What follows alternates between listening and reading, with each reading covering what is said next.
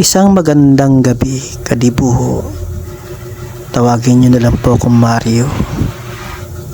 At itong aking kwento ay mula pa sa aking pagkabinata.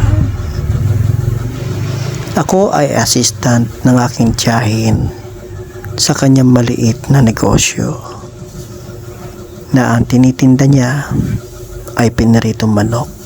Pumapasok ako doon ng hapon, alas 5, at natatapos ang aking hanap buhay kung kailan mauubos ang paninda namin manok.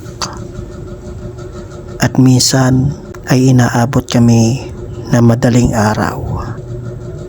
Kapag maraming benta ay tuwan-tuwa ang aking tiyahin at gayon din po ako. Dahil minsan nagbibigay siya sa akin ng bonus. Isang araw, dumating ang aking tiyahin. Humahangos siya at takot na takot.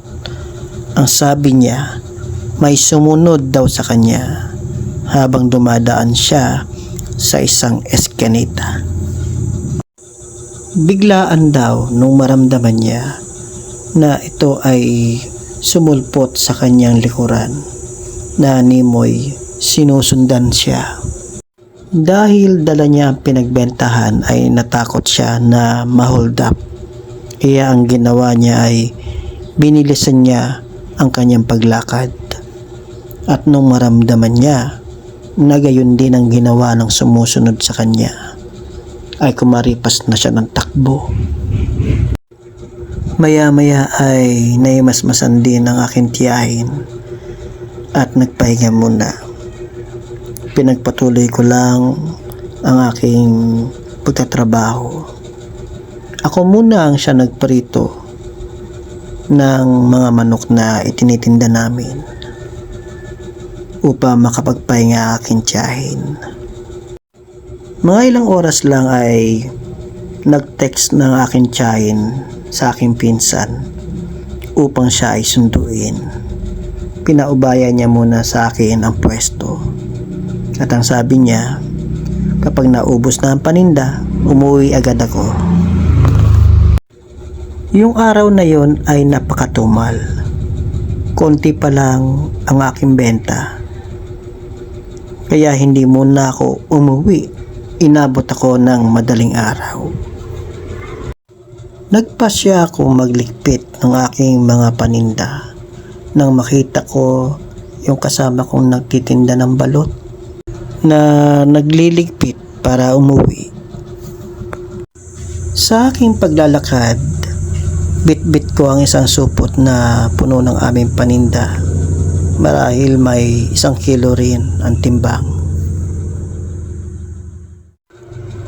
Nakayapos naman sa aking katawan ng isang maliit na bag at doon nakalagay ang aking pinagbentahan. Hindi ko namamalayan habang ako ay naglalakad, nakarating na pala ako ng eskinita. At nung ako ay maparaan doon, uli na nang maalala ko yung nangyari sa aking tiyahin.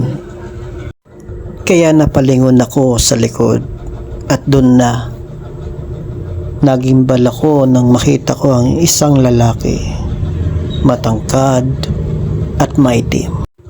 Dahil sa suot niya na long sleeve na itim at pantalon na itim, ay lalo akong natakot.